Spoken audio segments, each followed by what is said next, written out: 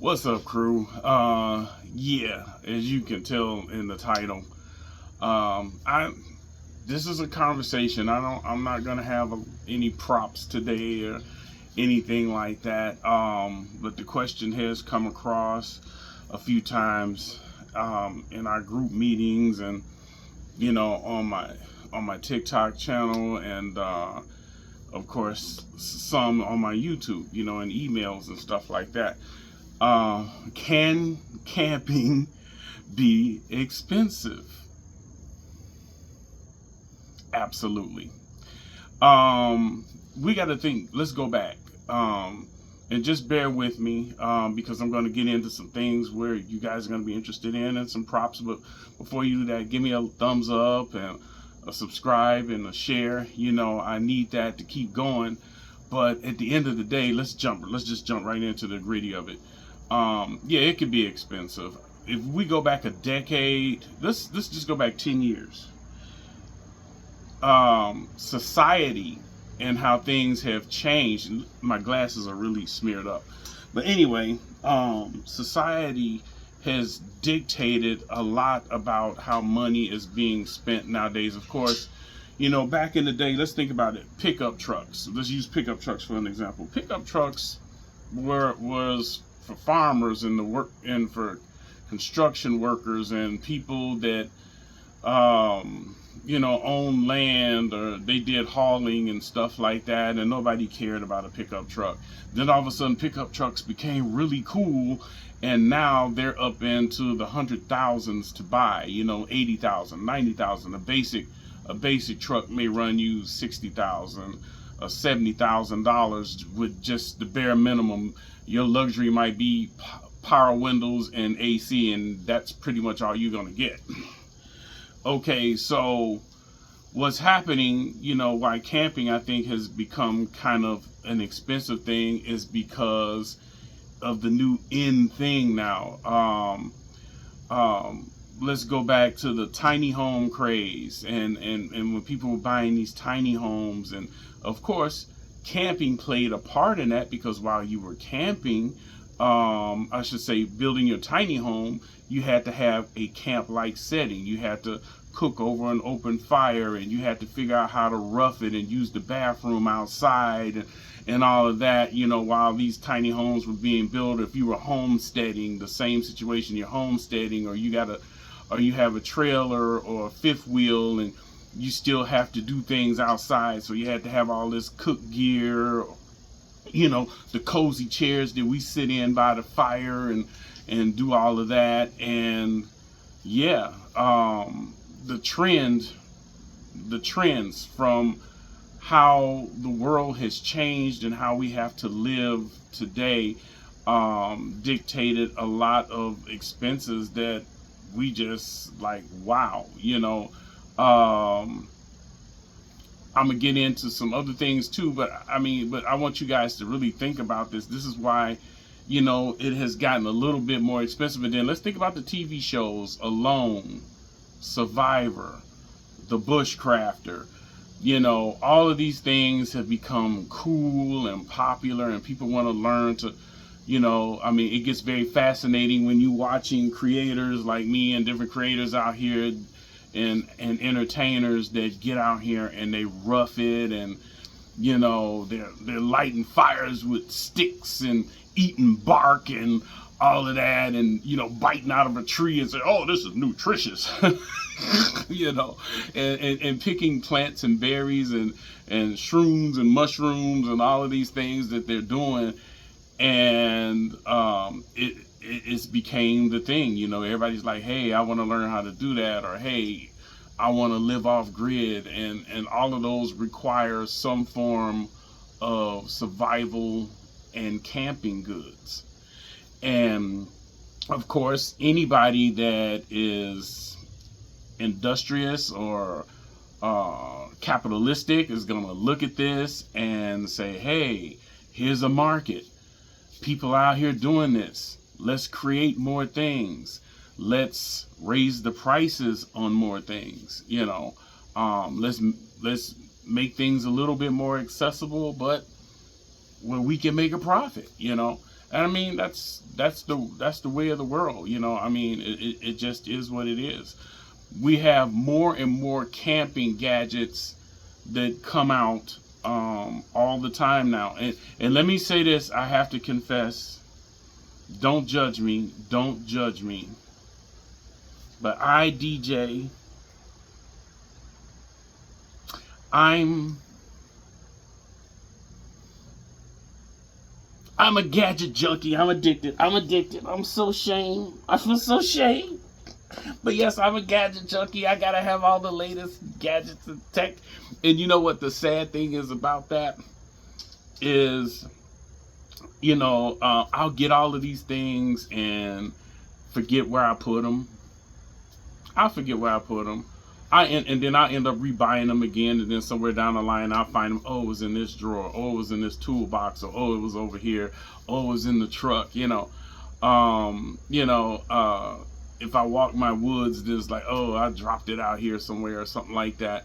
Or they really just don't live up to what they say, and that's the thing that we have to be afraid of. And I'm gonna dive into this in the video. So I'm gonna say this: can it be expensive? Yes. When I looked at our budget for what we spent just in the last couple of months, just updating camping gear, getting some new things, having those things, my wife would be flipping through stuff. She said, oh, this would be really cool. And she'll send it to me and, hey, let's order this. Let's get that. Let's buy this. And, of course, Amazon and places like that make it real easy for you to spend your money, just, you open up your wallet and your money just kind of floats away and flies and all that, you know what I mean? So, yeah, we're probably just over about $2,200. And that's the modest number. And the reason why I'm saying that is the other part that I want to bring to you in the video is some of the things that we buy for camping, just like when we talk about homesteading and all those things like that, comes down to dual purpose things that we end up using for camping, but we also use for home life. So, for instance, a generator or a solar generator. Okay, some people buy gas generators.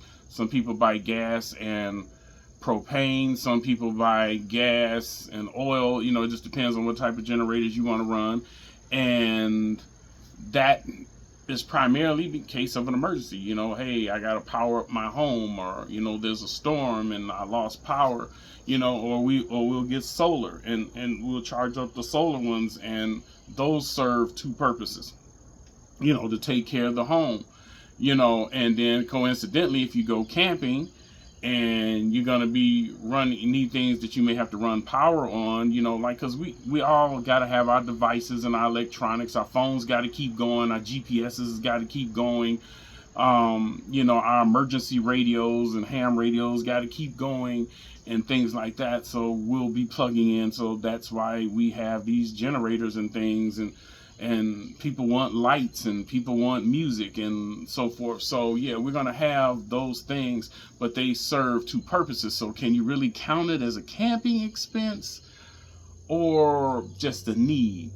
And so that's why I say the pricing that I gave right now that we spend is kind of modest, because we have things that serve two purposes. First aid kits is another one that serves two purposes. You need first aid for your home and taking care of you, your family, your pets. You got to have first aid, And let me say this. If you cheap out on anything, and I'm jumping a little bit ahead, but I'm going to name some things that are real important. Do not cheap out on first aid. Let me say it again. Do not cheap out on your first aid. Don't do that to yourself. Get good quality first aid gear. Keep eyes on those expiration dates and things of that nature. You're gonna have to recycle, and I know it's a pain in the butt because medical supply, everything costs a lot now. Everything costs a lot now, and we know in some areas there's gouging. In some areas, there are things that people know that people need and they're gonna need, and they take advantage of that. But there are certain companies out here that will work with you and try and give you the best quality first aid stuff possible, without hurting your pocket. But medical supplies cost, they do. And that is an important thing to have in your home. Do not skimp on that. Don't cheap out on that. Do not cheap out on that. And if you have people in your home that need specialized help and care, make sure you have those devices and things, defibrillators, stitch kits, Israeli bandages, have all of those things, and tourniquets, because you just never know. And the way the world keeps changing and flipping, and society and everything, those things are going to be real important to have around. As you guys know, think about it like this. The things that I had to assess, and this is just how I did it now, I'm just saying, the things that I had to assess was, in all the gadget buying and all the things that I have, or we have, I had to think about it this way, is how many purposes can one item serve? Let's say if I buy a pot. Now when I buy stuff now, it has to serve more than one purpose. So if I buy a pot, then that pot has to be able to boil my water, cook my food, help me make my coffee. You see what I'm saying? If I get a thermos or something like that I carry, or canteen, I make sure that my canteen can sit in a fire, and or at least I can warm stuff up with it, and things of that nature, or the cup that comes with them and things like that I can heat water up. It's got to serve more than one purpose. I have more than one way to start a fire. We get caught up a lot of times in the glitz and glamour of gadgets, but of course it's all the power of advertisement. It's the power of advertisement, and that's why advertising companies get paid so much money, is to convince you, the buyer, that you need this. You cannot live without this. Your world would be upside down if you don't have this product. So you guys got to think about it like that. That is their job, and the whole marketing behind it. And even if you look at TikTok and even ads on here where people start slamming stuff saying, wow, you know what? I'm so glad I got this because, and hey, you could get it here. And, and everybody's doing that kind of thing right now. And I just want you guys to see, just don't get caught up. Don't get caught up in the hype. Before you buy a product, research it, look at the reviews, ask yourself at least 5 times, am I actually going to use it? Is it really going to benefit me and my family to have this product? And how many uses would I really get out of it? So you have to ask yourself a lot of these different questions. And of course, cost. Is it worth the money I'm spending?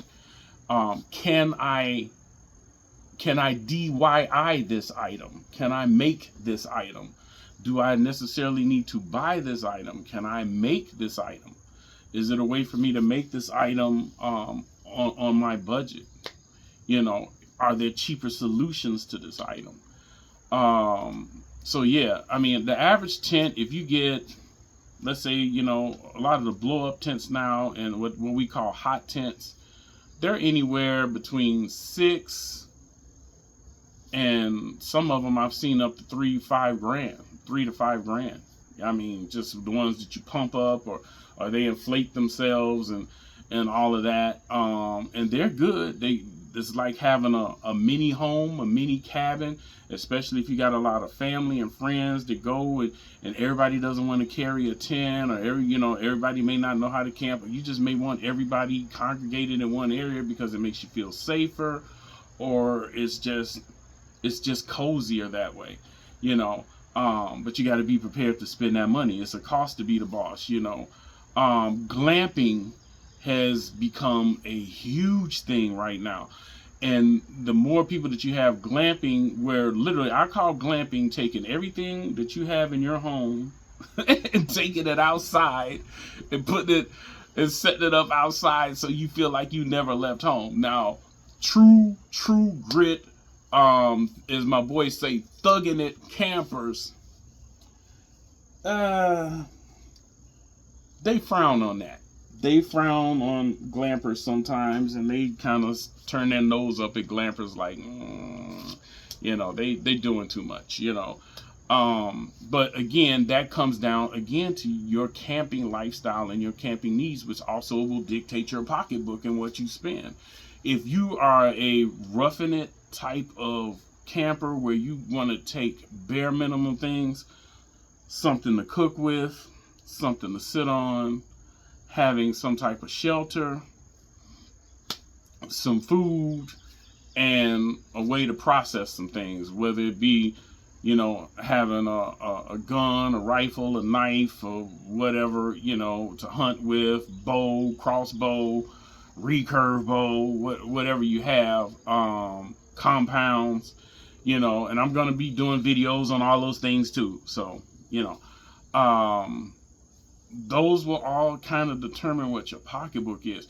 If you're a type of person, and there are people out here that are firm on this, like, no, I'm not about that roughing it life. To each his own. Y'all stay over there. We gonna stay over here. We're not gonna do that. I want to have all my creature comforts and all of, I gotta have a way for me to watch my little plasma, flat screen TV. I gotta have my little, my little kitchenette over here, and I gotta have my king size bed over there, and I gotta have these kind of blankets, and I gotta have this kind of thread count, and I gotta have a sink, and I gotta have a mini stove, and I gotta have, my string lights, and and my disco ball, and there are people out here that have it, and I'm not knocking it because I dance in both worlds. I do. Can I thug it and rough it? Absolutely, because I've been doing it a while. Yes, I can get out, throw on a backpack, carry me a little mini tent, no bigger than this, maybe a two-person tent, and my sleeping bag, my little roll-up mat, and my camping supplies. Hatchet, pocket knife, headlamp, whatever weapon I choose to take for my safety, and change of clothes and some food. I'm good. I'm good. But other people need more. They need more because sometimes I believe glamping helps them to feel safer. It helps people not to feel so restricted. In a sense where they don't have that feeling of security. And I think when you have more devices and things around you and gadgets that help you to do things and make life easier, so you're not out there trying to be the guy rubbing two sticks together trying to get a fire started. You say, hey, I got a lighter. I got a flint and steel. I have this torch. I have, it's so many things, So some people say, hey, while he or she's over there rubbing those sticks, I'm going to take my lighter and this fire starting material that I bought from Home Depot, and I'm going to light it, and I'm ready to go. Man might be over there still. But here's the thing. Here's the thing with that. You definitely want to keep a hold of all of those skills. You want to know how to purify your own water in case you don't have those glamp situations. You want to know how to start fires that way in case you don't have a lighter, or you don't have a torch, or the waterproof matches, or all the new gadgets that they got now. They have a pull start fire thing now, right? Where it looks like a big old matchbox, and it's got a string. You pile all this stuff, and I'm going to do a review on it. I kind of gave away my video, but that's right. But anyway, you can put it in there, you pull the string, it goes poof, and it may burn for about a half an hour. you know, and it's in any kind of weather. It don't care if it's wet, if it's water out. It doesn't care. It's gonna burn. You know what I mean? Sorry, I hit my table. But yeah, it can be expensive, and it can be expensive based off of your lifestyle, what you're trying to accomplish, how many family members there are that actually go camping with you. Because I feel for people that have, you know, 5 and 6 kids and the dogs and all of that, and you go camping, because either you're gonna have to get a huge tent that's gonna cost you a grip. Sometimes I'm gonna tell you, you can go on Facebook Marketplace and a few other places that sell secondhand, and you can get some nice tents. I'm telling you guys, you can get some nice tents. Might have a little hole here and there, or it's sometimes, you know, they might say, hey, I left it out and it kind of mildewed, and you know, and then other ones, hey, it's missing a pole. Some people may buy them and say, hey, you know, I thought I was gonna go camping. Just recently I saw where somebody had a nice 8-person tent, and there was nothing wrong with it. They were getting ready to, you know, start doing a whole camping deal, and their partner passed away, and that's who they were going to do the whole camping thing with, and decided, okay, well, I don't want to do this without them. Somebody want a tent? Somebody want to buy a tent? Here's a tent.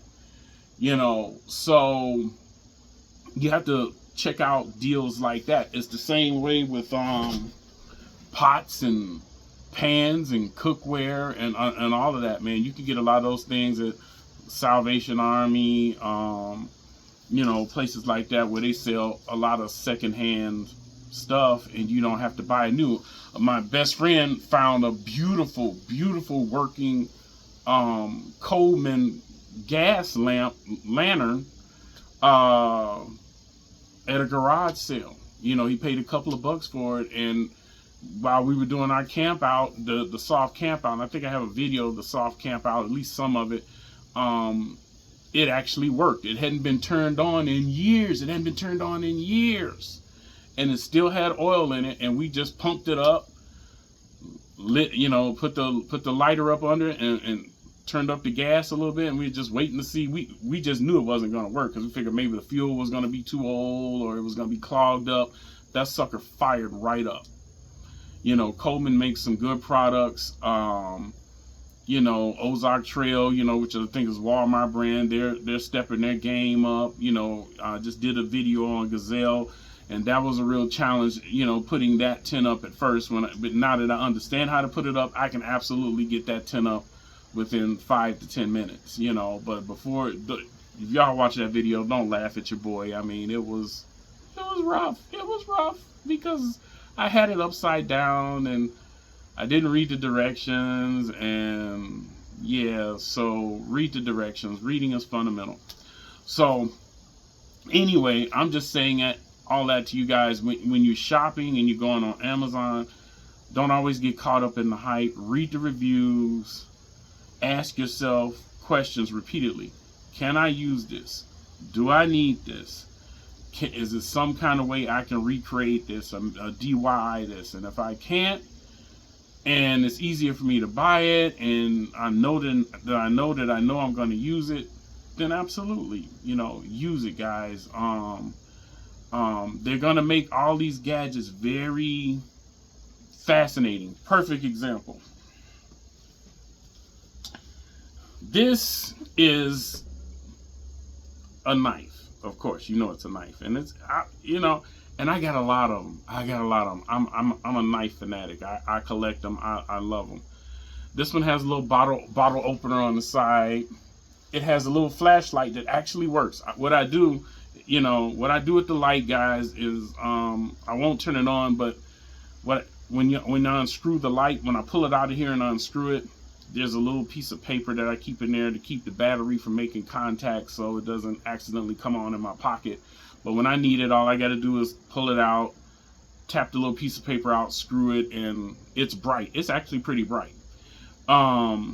This also has a little flint. See?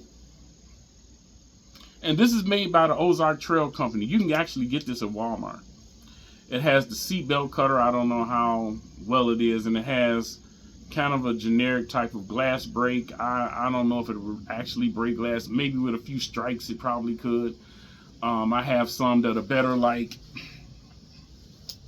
my aircraft steel pen that has a glass break, and it's a good self-defense weapon as well. I've had this for years. You can see I've had it for years. It has gotten a lot of use. I've signed a lot of papers with it and wrote a lot of messages with it. And this is my baby. I've had it a long time. And only thing I buy now is just the refills. I put my refills in it now. So I do that, just to keep it because I love it. And I have another one. I have one that's brand spanking new. So if I ever lose this one, there's been many times I thought I lost it and I found it still stuck in some overalls or some pants or laying on the table somewhere, and I'm like, man, I lost it. And I always panic because I knew I had another one, But this knife is an Ozark Trail knife. It's got the little serrated ends on here that actually work. I didn't think it would work. And I was able to, saw into some thick rope and some sticks, and actually it worked. I didn't think it was going to work. And, I knew it was a cheapo knife, but here I'm talking about the power of advertisement. I'm talking about the power of advertisement. So when I saw this thing, I'm thinking, wow, it's got a little fire starter, it's got a little flashlight, all the things that I use and I carry separately. So, I'll carry a separate flashlight. I'll carry a separate fire starter. And of course I carry the pocket knife, and then I have bottle openers and all that, and I carry all this separate. I said, ooh, I could get all of this in one. I could get all of this in one. So I went ahead and I got it. I sharpened it up, of course. I made sure I sharpened it. And yeah, it's been doing pretty good. I mean, it slices through boxes and paper like butter. The backing, it has a good stop, so it doesn't, like some knives, cheaper knives will fold back on you, so it has a good stop. And I'm gonna say, okay, Ozark Trail, I'm impressed. I was actually impressed. I thought I was just spending about 12 or 15 bucks on some, I'll be honest, some junk that I was gonna say later on, I'm gonna be kicking myself. Why did I buy this? Why did I go buy this? I didn't need to buy that, But it actually works, and the flint and steel, everything works. So yeah, I mean, I can't complain, and the light works. So, but again, I'm just talking about the power of advertisement and how it lures you in, and they'll have all this pretty stuff, and hey, you can light a fire now, and you can heat up your water or light a fire in this little device, and guess what? It has USBs on the front. You can plug those things, plug your electronics in, and while it's heating your water or burning that fire, it is also charging your devices. And people says, wow, that's really cool. And then when you get it and you see that it's really not that big, and then you kind of ask yourself, well, what do I really need it for? I mean, I can kind of set stuff on top of it and it will heat it up. Do I start the fire with it and then dump stuff over into a bigger fire? Maybe I could do that with it. But do you really need it when you can just use your power generator that you may have, or your power bank that you purchased, and that you use to just charge up your phones and stuff like that, or even a folding solar panel or something like that you can use, that you can plug your devices in. So, but I mean, if you feel like they understand that people are attracted by gadgets, like me being a gadget junkie, that these things can happen. Now, again, I'm gonna suggest that I'm gonna end this video. Check all of these different places. Like I said, Goodwill, secondhand stores, garage sales. You can find some nice bargains where people are either just giving things away. There are a lot of people just say, hey, look, come, if you just come get it, you can have it.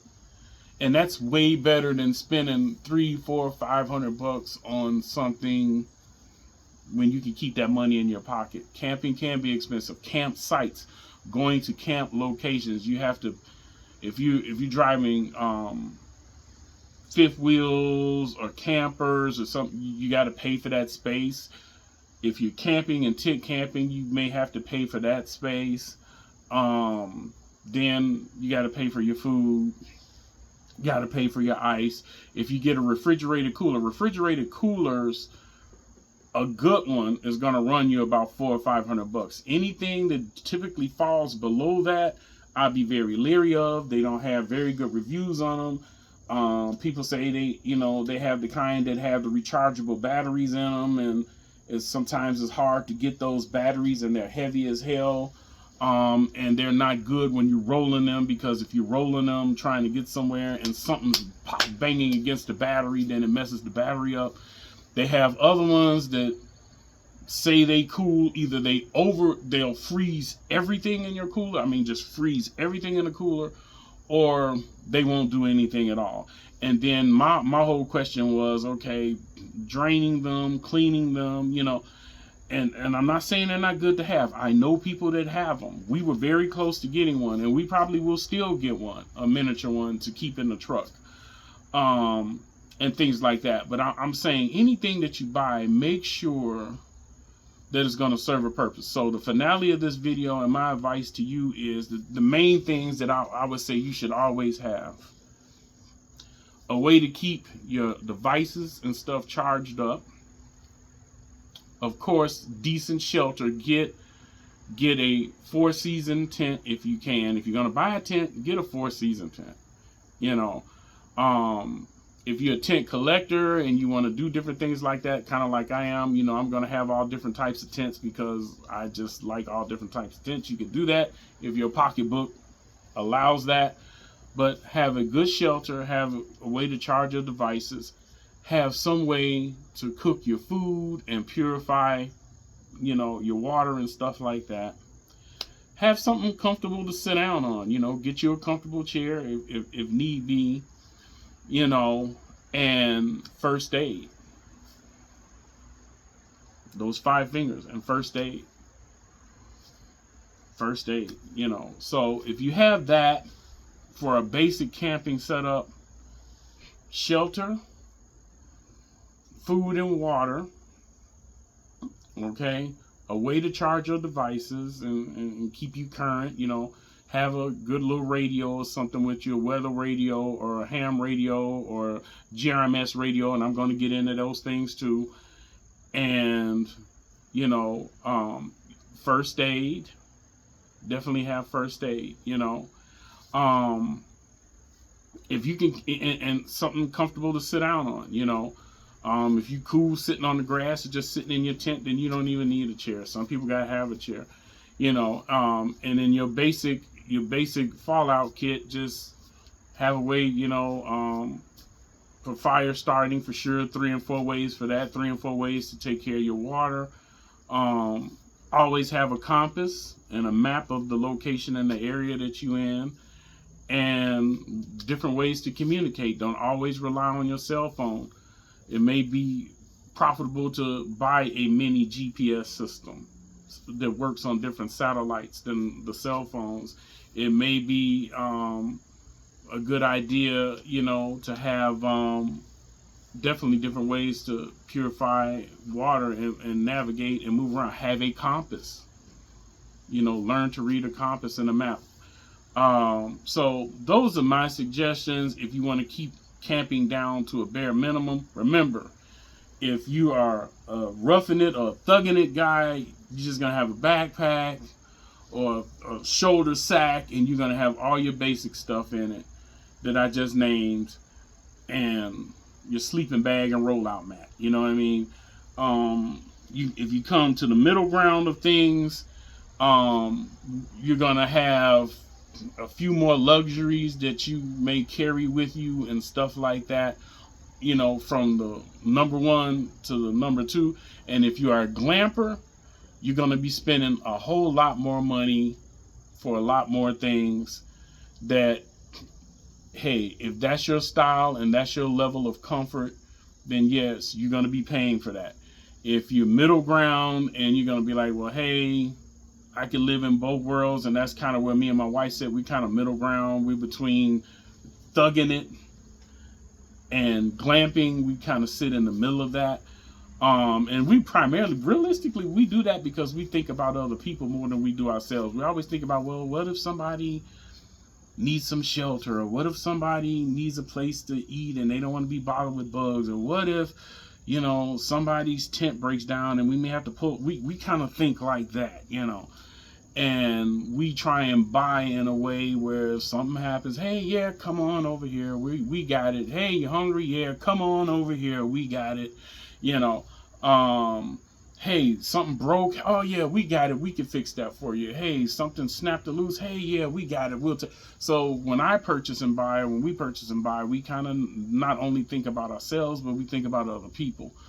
So that can be expensive because not only are you buying for yourself, you're buying for other people too. And, you know, and hoping that you never really have to go to that extreme. But if you do, you know, you got them covered, you know, you got yourself covered.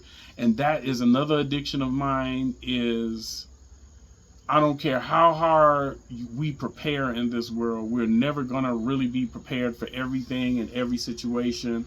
We're going to get caught with our pants down at some point, and be like, man, I didn't think this through. I didn't think about this. I didn't think about that. And that is, if that's a fear, that would be a fear of mine, just not being prepared for whatever comes. And I know deep down that's impossible, but that's kind of my safety thing. So I think that's another reason why my wife and I buy the way we do, is just, we always buy these things just in case. But here's the thing, in a real bug out situation, in a situation where you really got to roll and you got to travel light, you can't take it all with you.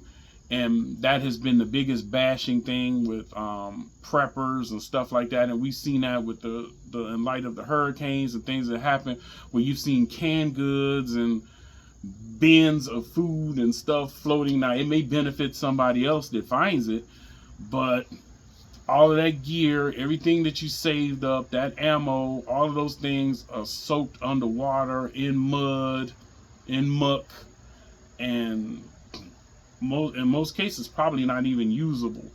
So final word of advice is to think about those things, and maybe a minimalistic to a thugging it type of camp situation might be your better way to go right now, because of how the world is looking. If the world was looking a lot better, I would say, yeah, hey, glamp out.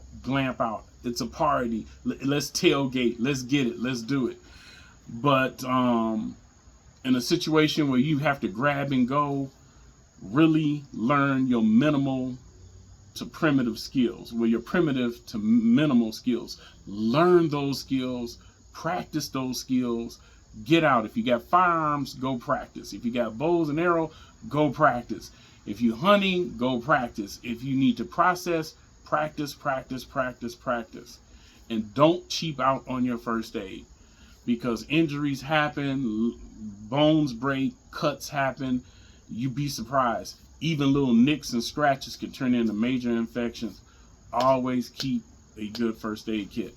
I hope this helps. Those are my advices, and yes, it can be expensive, but it can only be as expensive as you allow it to be. And don't be like me and get caught up in all the glitzy, shiny, gadgety stuff. You know, some of it is really cool. Now, I'm not gonna lie, some of it's really cool. See, stop. It be calling me, man. It just be calling me. But yeah, but anyway, I'm out, guys. Love you all.